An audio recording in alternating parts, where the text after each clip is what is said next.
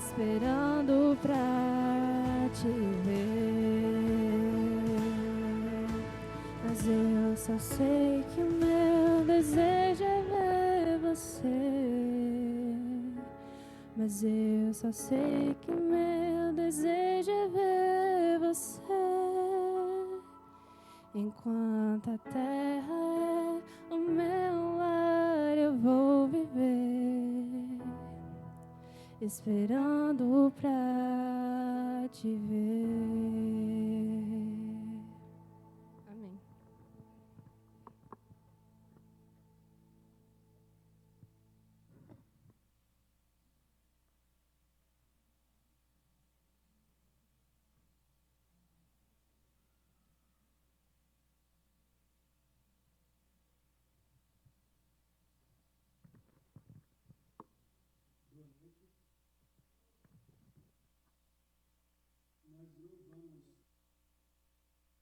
Que deveria estar cantando. Pai, eu me achego a Ti pelo fato de que nosso tempo foi roubado pela energia, pela falta de energia, né? Porém, nós estamos aqui na presença de Deus, já cantamos, louvamos, e estamos aqui com a intenção de anunciar algo que para Deus é muito precioso, né? Porque está relacionado com as verdades conectadas com o santuário de Deus.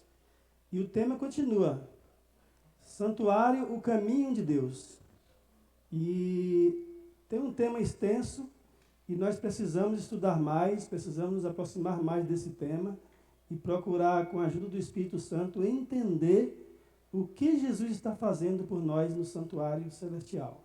Isso é importantíssimo. E eu penso que cada um de nós, todos os cristãos, precisam estar atentos, estarem atentos com as coisas que aconteceram, que estão acontecendo hoje e o que vai acontecer quando Jesus sair de lá. Mas antes de começar, eu quero fazer uma breve oração para que o Espírito possa nos usar e a gente não venha falar demais aqui, né?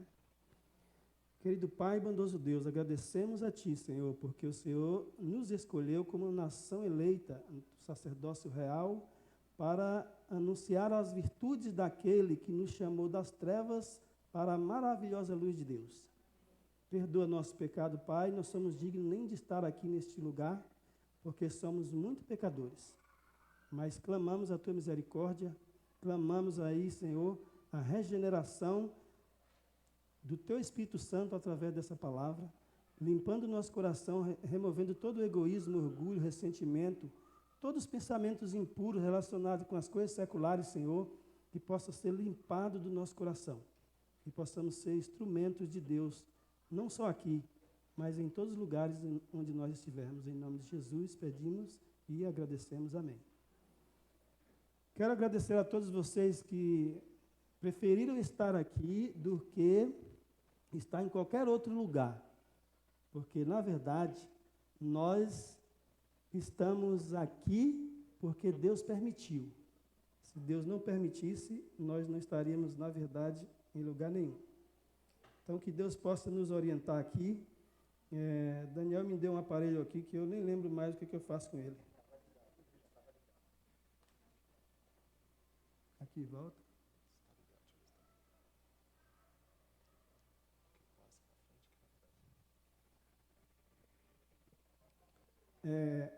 O tema 11, irmãos, fala sobre as verdades do santuário. E olha que são verdades fundamentais para nós. Existem várias coisas, verdades na palavra de Deus, que existem na palavra de Deus e que são conectadas com o santuário. Hoje vamos passar por 5 doutrinas que estão ligadas, diretas ou indiretamente, com a palavra de Deus. E a primeira dessa doutrina é a perpetuidade da lei de Deus.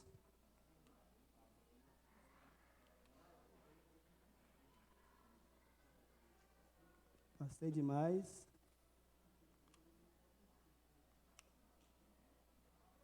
Para cá ou para lá, né?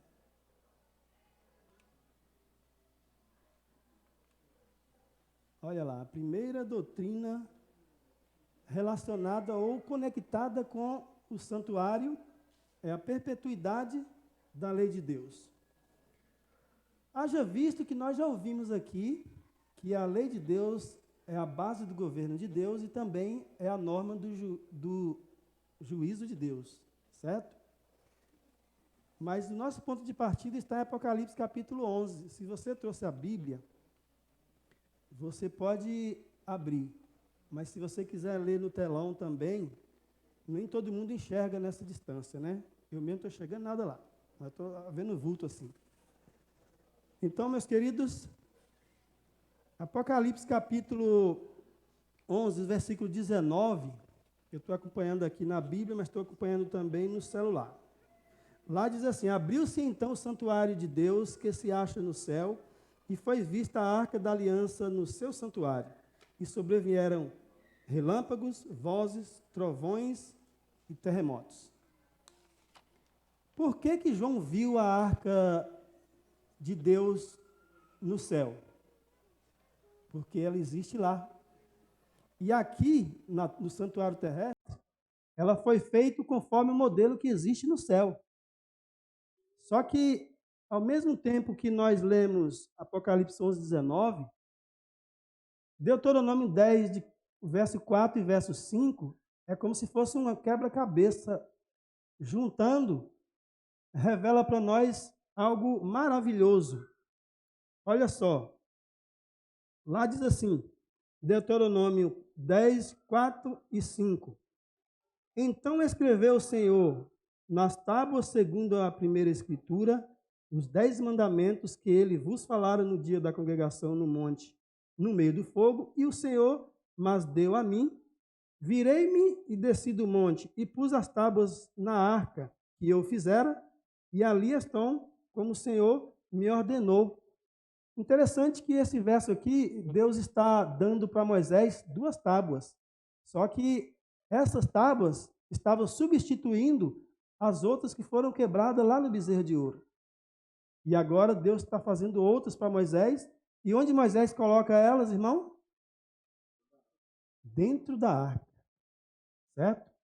Queridos, aqui tem uma arca e ali tem outra, tá? Todo mundo já viu essa arca aqui. Queria que o pessoal ligasse a luz aqui, que eu não consegui ligar ali dentro. Esta arca aqui, todo mundo já viu ela, mas nós podemos olhar para aquela ali também, vocês que estão aí. Porque ali nós vemos os 2 querubins, aí nós vimos também o propiciatório, e dentro da arca tem 2 tábuas contendo o quê? A lei de Deus. Agora vamos raciocinar juntos. Moisés colocou as tábuas na arca do santuário terrestre. E João viu a arca no céu. Qual é a prova de que no santuário do céu, dentro da arca, tem a lei também? Qual é a prova nesses versos? Tudo que foi feito no santuário terrestre foi conforme o modelo que foi mostrado no monte. E o que foi mostrado no monte? O modelo do santuário original do céu, certo? Então, se tudo que existia no santuário terrestre existe no santuário celestial, podemos dizer com toda certeza que lá no santuário celestial, dentro da arca, também existe a lei de Deus. Amém? Isto é uma prova, irmãos, de que a lei de Deus ela é eterna. E o santuário está querendo ensinar para mim e para você que a lei de Deus ela é eterna. Agora,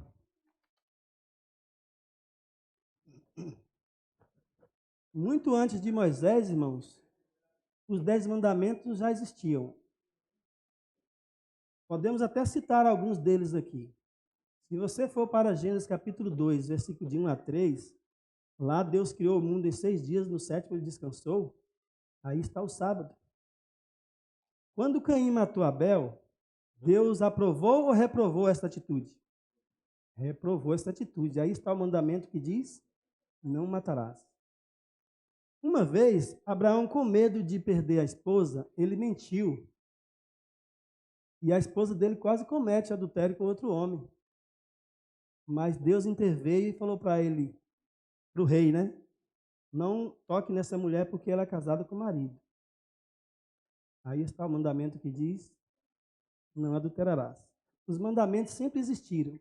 Deus só havia transcrito no Sinai porque o povo havia se esquecido dos mesmos depois de 4 séculos de escravidão.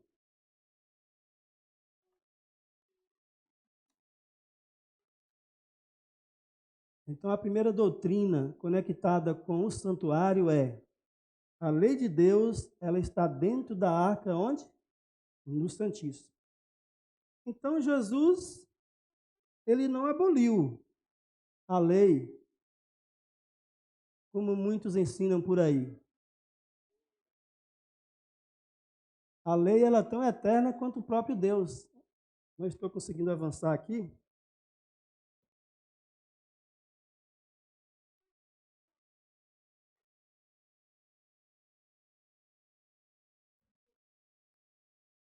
Está certo ali? Certo. Jesus, ele não aboliu a lei é tão eterna quanto o próprio Deus. E dentro desta lei, existe um mandamento que tem sido pisado por muitos. Lá está escrito: lembra-te do dia do sábado para o santificar. O cristianismo, de uma forma geral, se esqueceu desse mandamento.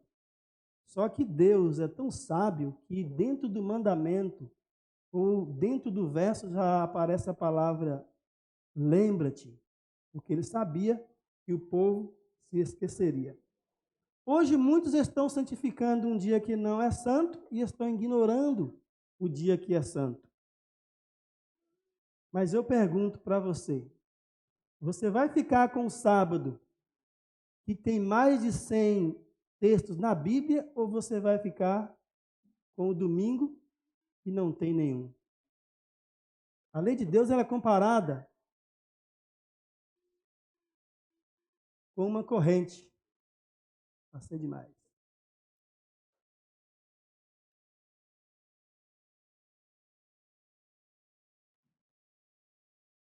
Nossa, ela só vai de vez.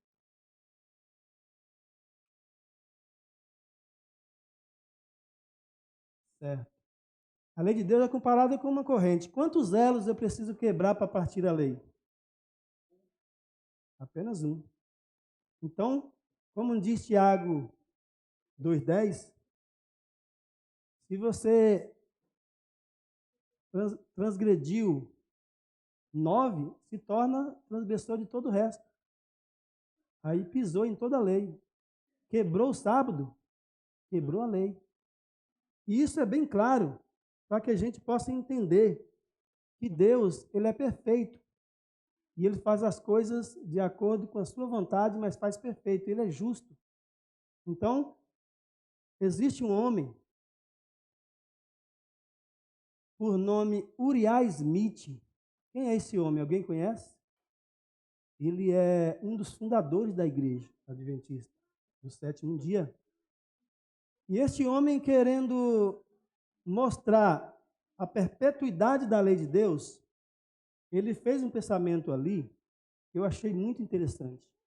E o pensamento dele diz o seguinte: para mudar a lei de Deus, o homem deveria ascender ao céu, destronar Jeová, passar pela guarda dos anjos em direção ao templo sagrado, arrancar o propiciatório da arca e, com o seu pretenso dedo onipotente, mudar as escritas das tábuas indestrutíveis. A pergunta é: isso é possível?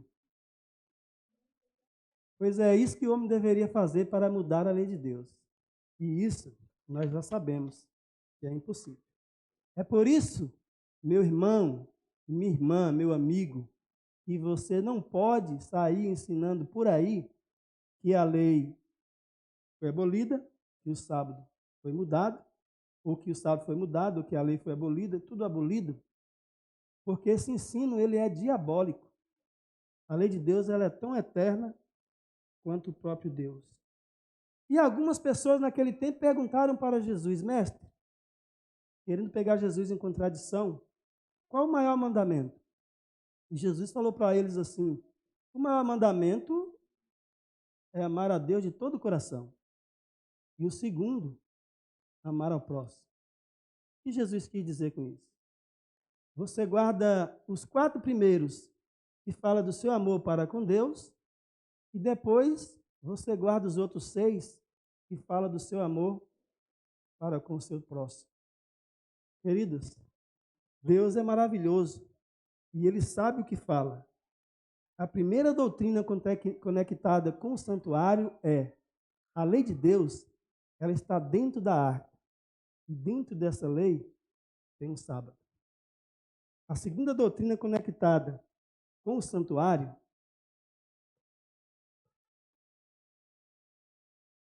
qual que é mesmo? O ministério celestial de Cristo. No cerimonial do santuário terrestre, o sacerdote atuava diariamente, e o sumo sacerdote uma vez por ano.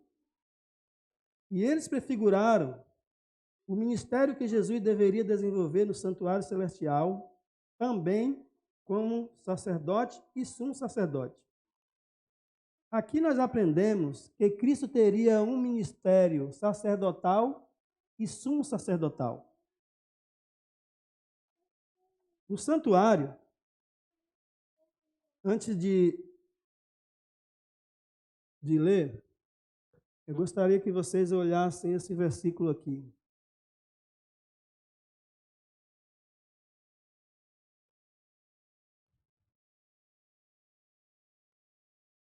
Olha só. Hebreus 9, 24. O que está escrito lá? Que Cristo não entrou em santuário feito por mãos humanas, figura do verdadeiro, porém no mesmo céu para comparecer agora por nós diante de quem? Diante de Deus. Aí esse verso ele gerou uma pergunta em nós, em nossa mente. Qual é o lugar no santuário que representa a presença de Deus? O Santíssimo, né? E se o verso está dizendo que Jesus ele compareceu ali na presença de Deus, diante de Deus por nós, e o local do santuário que representa a presença de Deus é ali, onde fica o lugar santíssimo. E Jesus ele ministrou ali. E na verdade ele se encontra ali. Ele entrou em outubro de 1844 e ele se encontra intercedendo por cada um de nós naquele lugar. Agora, Apocalipse capítulo 1, versículo 12 e 13, lá diz assim: voltei-me para ver quem falava comigo, e voltando vi 7 candeeiros de ouro, e no meio dos candeeiros um semelhante ao Filho do Homem, com vestes talares, ou vestes compridas, e cingido à altura do peito com uma cinta de ouro. Onde é que fica os 7 castiçais de ouro no santuário? No primeiro compartimento. E qual é o nome do primeiro compartimento, irmãos? Não ouvi? O lugar santo. Não vale vocês falar, porque vocês são pregadores. Ele está meio escondidinho aqui, mas eu vou trazer ele para cá. Olha só. Aqui nós temos o pátio, e aqui nós temos o lugar santo, e lá o lugar santíssimo. Como o verso de Hebreus já provou, que Jesus intercedendo por nós diante do Pai, ali, onde representa a presença de Deus, aqui foi o local onde João viu os 7 castiçais de ouro no lugar santo, e Jesus no meio, com aquele resplendor todinho que vocês viram aqui, ouviram. Então quer dizer que Jesus, ele atuou ali como sacerdote, e sumo sacerdote. Então o santuário está dizendo para nós, irmãos, que Jesus ele tem um ministério bifásico, sacerdotal e sumo sacerdotal. Já pensou? Aqui no santuário terrestre precisou de duas pessoas para fazer esse papel. Jesus, uma pessoa só, faz os dois papéis. Na verdade, ele já fez, né? Porque em 1844, em outubro de 1844, ele saiu daqui e entrou lá. E hoje ele se encontra ainda lá. Amém? Então Jesus se tornou sumo sacerdote e ele vai ficar no Santíssimo até que o juízo termine. Aí eu pergunto para vocês, qual é o convite que ele faz para nós? Lá em Apocalipse, ou Hebreus 4,16.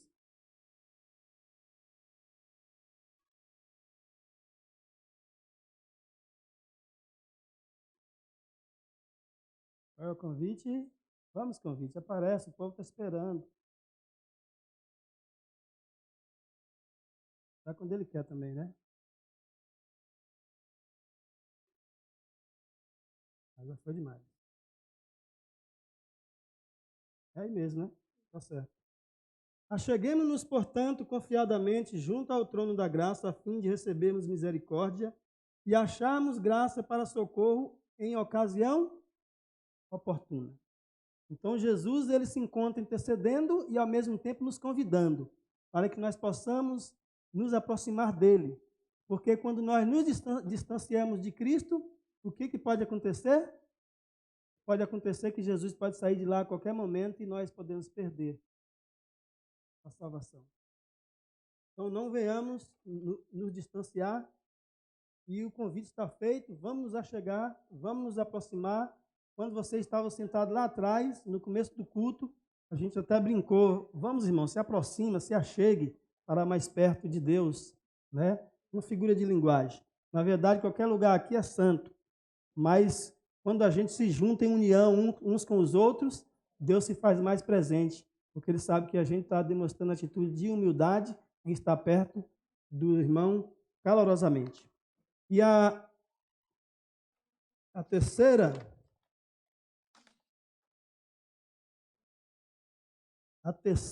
doutrina conectada com o santuário é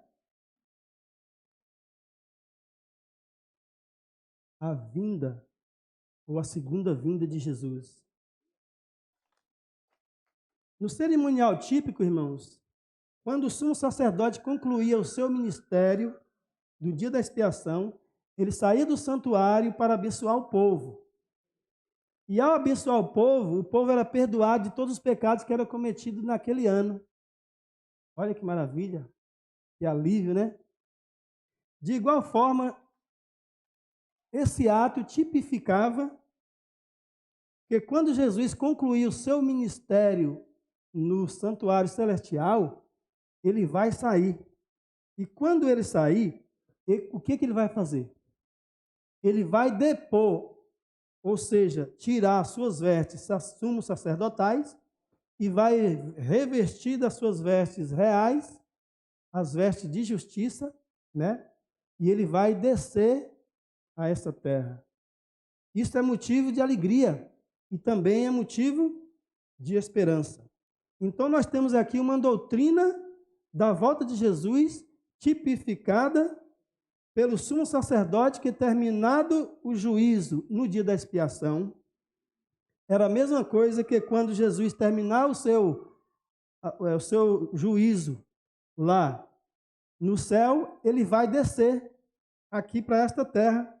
Só que quando ele sair do santuário celestial para descer para a terra, o que vai acontecer, irmãos? Quem lembra? É só você abrir a sua Bíblia em Apocalipse, capítulo 22, versículo 11. 22, 11.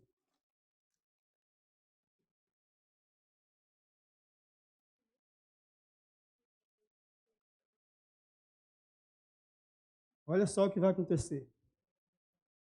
Continue o justo fazendo injustiça, continue imundo ainda sendo imundo, o justo continue na prática da justiça e o santo continue a santificar-se. Então, nós conhecemos esse verso como o quê? O fechamento da porta da graça, meus queridos. Não podemos esquecer esse detalhe. Quando alguém lê esse verso aqui, em qualquer pregação, em qualquer lugar, ou então se alguém chamar você e falar assim, irmão, vem aqui, você é adventista, né? Vocês falam de profecias e outras coisas. O que significa esse verso, irmão? Aí nós temos que saber explicar para eles. Que esse verso significa a saída do Senhor Jesus do santuário celestial, de interceder pela humanidade para descer à terra para buscar os escolhidos. Só que antes que isso aconteça, a porta da graça vai fechar. E quando ela fechar, eu oro a Deus para que cada um de nós, irmãos, estejamos preparados para estar com Cristo por toda a eternidade. Terminado o ministério de Cristo, como diz lá em Apocalipse 15, verso 8, né? Diz que a fumaça vai cobrir todo aquele tempo, aquele lugar ali, ninguém vai poder mais entrar. Quem estiver salvo está salvo, quem estará perdido, estará perdido. Então, que nós possamos nos preparar. Então, a outra verdade conectada com o santuário é que, terminado o juízo, Jesus virá para buscar os salvos. E assim como o sumo sacerdote saía do santuário para abençoar o povo, e o povo era perdoado, e por isso eles faziam uma grande festa, quando Jesus sair do santuário, ele vai descer aqui e ele vai convidar cada um de nós, dizendo, os seus pecados foram apagados, agora vamos para o céu, para as bodas do Cordeiro. Amém? Irmãos, a quarta doutrina conectada com o santuário é a imortalidade condicional da alma, irmãos. Esse tema aqui, ele é um tema mais amplo, só que a gente vai ter que resumir um pouco porque o nosso tempo foi roubado. Mas não se preocupa não.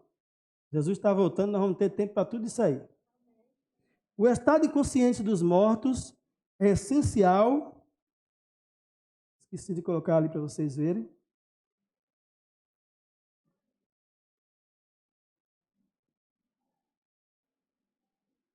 Irmãos, me ajuda aí que eu não estou chegando direito não. Passa. Isso. Agora, essa parte que eu quero. O estado inconsciente dos mortos é essencial para o juízo investigativo dos santos, que ocorrerá no santuário celestial antes do advento de Cristo. E o dom da imortalidade, irmãos, só será concedido por ocasião da segunda vinda de Cristo, que ocorrerá um pouco logo depois da conclusão do seu ministério no santuário celestial. Certo? Então quer dizer que antes que Jesus volte, tem que haver um juízo. Por quê? O juiz vai fazer saber quem estará salvo e quem estará perdido. E aí nós precisamos entender também que os mortos precisam estar no estado de inconsciência para que esse juízo possa ser executado. É por isso que o seu caso se fechou. Ele não sabe coisa alguma, o juízo vai determinar quem estará salvo, se ele estará salvo, se ele estará perdido. Estamos falando isso do estado inconsciente dos mortos. O juízo vai determinar, né? Porque ele não pensa, ele não escolhe, ele não peca mais, entendeu? Agora, a grande mentira que falam por aí, irmãos, qual é a grande mentira que se espalhou por aí? É que a alma não morre, né? Exatamente. E ensina por aí também sobre a imortalidade da alma. Mas o que a Bíblia ensina sobre a imortalidade da alma? A Bíblia ensina sobre a imortalidade condicional da alma. E qual é a condição? A salvação. É por isso que é condicional. Quer dizer que o dom da imortalidade só será concedido aos santos por ocasião da segunda vinda de Cristo Jesus, né? Pouco depois da conclusão do seu ministério no santuário celestial. Muitos ensinam também por aí E a pessoa, quando morre, a alma, ela deixa o corpo e sai a vagar por aí. Ela pode ir para onde? Para o purgatório, para o céu, para o inferno. Ela não vai para lugar nenhum, porque o ser humano não tem alma. Ele é uma alma. Quem ensina que o ser humano tem uma alma é a filosofia. A teologia ensina que o ser humano é uma alma. Isso é filosofia de quem, Daniel? Platão, né? O que ele ensinava? Ele ensina o seguinte: que você tem um corpo, que é esta carne, e aí o corpo é a prisão da alma, né? Aí quando o corpo morre, a alma se liberta. Bonito, né? Queridos, aí entrou Hollywood com aquele filme Ghost. Quem lembra aqui daquele filme? Do outro lado da vida, né? Aí o homem vai e morre, aí a alma sai a vagar atrás da esposa que já morreu, atrás do amor, em busca pelo amor, e as pessoas fascinadas com esse acontecimento começam a acreditar que quando a pessoa morre, a alma sai, né? E vai por aí, vagando pelos lados. Isso não é teologia, não. Isso é filosofia. A teologia ensina que o homem é uma alma. Lá em Gênesis 2,7, Deus juntou o homem, o boneco de barro, com fogo de vida. E aí foi feito a alma vivente. Então, alma, a pessoa e a alma são sinônimos na Bíblia. E quando a pessoa morre, a alma deixa de existir. Ezequiel 18:20 diz o quê? A alma que pecar, essa morrerá. A pessoa que pecar, morrerá. Né? Quando morre, a alma deixa de existir. Mas 1 Coríntios, capítulo 15, tem uma mensagem também. Olha só que mensagem tem lá. No versículo 51 a 53. Eis que vos digo o mistério, nem todos dormiremos, mas transformados seremos todos, no momento, no abrir e fechar de olhos. Ao ressoar da última trombeta, a trombeta soará, os mortos ressuscitarão incorruptíveis e nós seremos transformados. Porque é necessário que esse corpo corruptível se revista da incorruptibilidade e que esse corpo mortal se revista da imortalidade. Certo? Então, quando é que nós teremos a imortalidade? De acordo com 1 Coríntios, quando Jesus voltar. E Deus deixou bem claro, e foi até um pouco severo, né? Com o povo que costuma mexer com o negócio de falar com os mortos, né? De falar com quem já morreu, acreditar que quem morreu está vagando por aí. A alma. Mais um.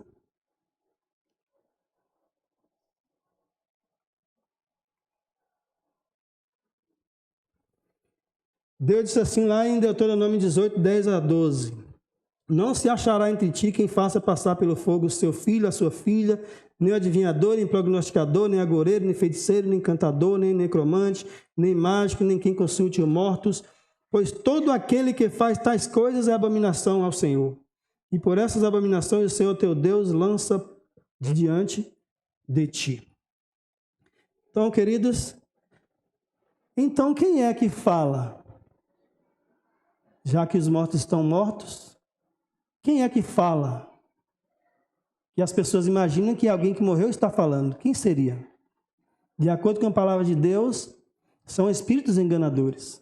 São espíritos de demônios. E segundo o apóstolo Paulo, eles fingem até ser quem já morreu. E até se transfiguram em anjos de luz. Então nós não podemos, nós cristãos adventistas, não somos mais enganados por esses engodos do inimigo. Então, por último, a última doutrina conectada com o santuário, irmãos, é o ministério profético da irmã White. E nós vamos avançar aqui, que nosso tempo não espera, né? A quinta doutrina conectada com o santuário é o ministério profético da irmã Ellen White. E nós vamos ver aqui o seguinte, que a glorificação de Cristo no santuário celestial ocorre justamente no dia de Pentecostes, quando o Espírito Santo foi dado aos discípulos. Aí então, Efésios 4:8, o que diz? Quando Jesus ascendeu ao céu, o que ele levou? Levou cativo o cativeiro e enviou o quê? Dons aos homens. Certo? E o apóstolo Paulo ele tem uma lista, umas 3 listas de dons, possuindo ali pelo menos uns 30 dons. E lá está o dom de profecia. É aí que nós entramos em Apocalipse 12:17, que diz assim: irou-se o dragão contra a mulher e foi pelejar com o restante da sua descendência, os que guardam os mandamentos de Deus e têm o testemunho de Jesus. Olha o que João escreveu, que o diabo está irado com uma igreja que guarda os mandamentos de Deus. Se você guarda os mandamentos de Deus, você pode ter certeza que o diabo ele vai odiar você de uma forma mais especial. E quando você propõe-se a fazer algo que agrada a Deus, ele vai te odiar do mesmo jeito. Guardar mandamento, obedecer, atender o chamado, né? Se achegar para perto de Deus, tudo isso deixa ele odiando. E, além do mais, Apocalipse também 12:17 também diz: os que guardam os mandamentos de Deus e têm o quê? O testemunho de Jesus. E o que é o testemunho de Jesus? João mesmo fala, né? Apocalipse 19:10, ele diz assim: prostrei-me ante os seus pés para adorá-lo. Ele, porém, me disse: vê, não faças isso, sou conservo teu dos teus irmãos que mantêm o testemunho de Jesus. Adora somente a Deus, pois o testemunho de Jesus é o espírito da profecia. Queridos, então isso mostra para nós que o dom profético ele foi manifestado na igreja remanescente do tempo do fim. Agora, os adventistas do 7º dia acreditam que o dom profético se manifestou nesta mulher que vocês estão vendo aí, né? A Ellen White. Eu tenho aqui um verso aqui, no slide também, e fala sobre o programa de estilo de vida com base em princípios bíblicos, 5 componentes essenciais. Esse é um livro do Plano Daniel, de um escritor que amou, né, apaixonado pelas leis da saúde, revelado pela irmã Ellen White, pelo ministério profético dela, e ele escreveu. E ele escreveu este livro aqui. Só que como eu não consigo abrir aqui direitinho, Rick Warren é o nome do homem que escreveu este livro, e aqui tem muitas coisas boas relacionadas com comida, componentes essenciais e relacionados com comida, com condicionamento físico, foco, fé e amizade, amigos. Agora, o que a irmã Ellen White fala lá no seu livro Testemunho para a Igreja, volume 5, 443 a página. O que ela diz lá? Calma, já quer ir embora? Os irmãos estão com paciência até meia-noite só. Esse aparelho aqui está dando para terminar o culto. Há muitos modos de praticar a arte de curar, mas só existe uma aprovada pelo céu. E aí então, olha lá, apareceu. Os remédios de Deus são os simples agentes da natureza que não sobrecarregarão e nem enfraquecerão o organismo mediante suas fortes propriedades, ar puro e água, asseio, regime adequado, pureza de vida e firme confiança em Deus são remédios por cuja falta milhares de pessoas estão perecendo. Todavia, esses remédios estão caindo em desuso, porque o seu hábil emprego requer trabalho que o povo não aprecia. Ar puro, exercício, água pura, moradia limpa e aprazível, acham-se ao alcance de todos com apenas poucas despesas. E esse livro, ele foi escrito em 1845, há mais de 130 anos atrás. E essa mulher disse essas coisas. Hoje, o que a gente consegue ver no nosso tempo atual? As pessoas comentando no mundo, falando sobre o cuidado com a saúde. E tem mais. Entendemos, será que eles entendem por que nós aceitamos essa mulher como profetisa? É por isso. Porque a profecia que Deus enviou para ela foi relacionado à saúde dela e à saúde de toda a humanidade, que dá valor à vida, que dá valor a um bom estilo de vida. Então essa é a quinta verdade conectada com o santuário. Por isso, meus amigos, existem os 8 remédios da natureza, que eu quero também aproveitar para clarear a mente de vocês, que o professor Daniel, o professor Diego ali, ele está aí com um programa de 8 remédios da natureza que estará começando no 2º domingo, né, de novembro, logo após o tema do Santuário Caminho de Deus. Então ali tem água, primeiro água, ar puro, terceiro luz solar, quarto repouso, quinto alimentação equilibrada, sexto exercício físico, temperança e confiança em Deus. Isso constitui o verdadeiro estilo de vida do cristão. É por isso que Apocalipse 12:17 fala que Deus ele tem um povo remanescente e fiel na face da terra. Agora, tem um convite que será feito para você. Você gostaria de fazer parte deste remanescente? Se você ainda não for, o convite está de pé.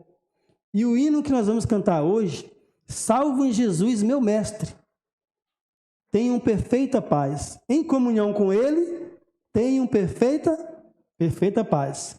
Então, confiança em Deus constitui em comunhão com Deus, e a paz ela vem através da saúde, quando nós colocamos em prática o estilo de vida saudável. E lembra que a irmã Ellen White, ela falou muitas coisas que o mundo veio descobrir só depois. Lembra de, como é que chama? John Cooper, alguma coisa lá que criou o Cooper, né? Quem gosta aqui de fazer Cooper? Alguns gostam, né? Eu também gosto. Só que antes do Cooper, a irmã Ellen White já tinha falado da marcha. O que é a marcha? É a caminhada acelerada, né? Que traz vários benefícios para o organismo, desde a ponta do dedo até o cérebro. Agora, quem falou essas coisas para ela? Espírito de profecia. Deus revelou para ela. Então, que nós possamos colocar em prática o estilo de vida saudável, os outros remédios da natureza, e lembrar que importa obedecer mais a Deus do que os homens. Vamos com todo entusiasmo. Salve em Jesus, meu mestre, nós temos perfeita paz. Em comunhão com Ele, toda a aflição desfaz. Amém? Deus abençoe.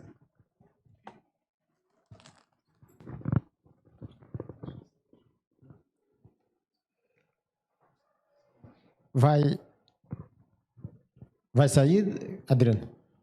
O som está saindo. Ah, beleza. Vamos ficar em pé, irmãos?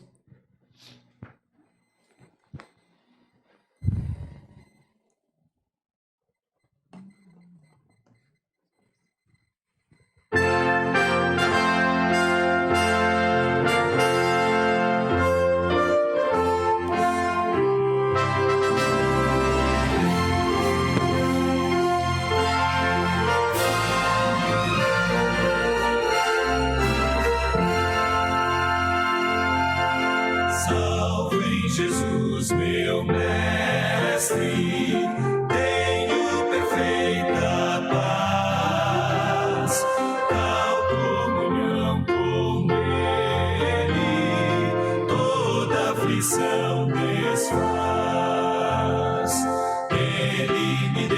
certeza da minha salvação. Oh, que prazer, que gozo enche meu coração. Salvo em Jesus, meu mestre, tenho perfeita paz, tal comunhão com Ele, toda aflição desfaz. Cristo é minha vida, fonte Ele é de amor, tira de minhas mágoas todo pesar e dor, e se eu sofrer a prova, fácil me será, e se verter o bravo, Ele enxugará.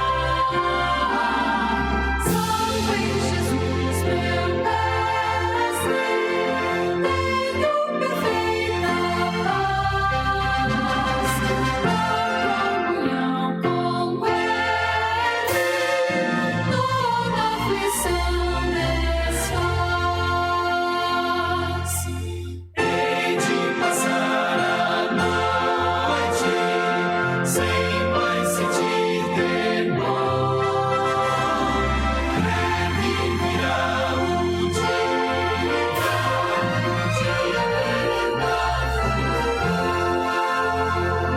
Oh, que prazer supremo ver a Jesus no lar e na mansão de glória, com Ele reinar.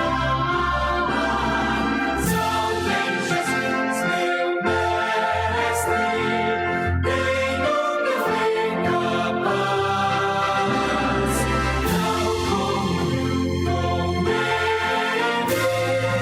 toda aflição desfaz.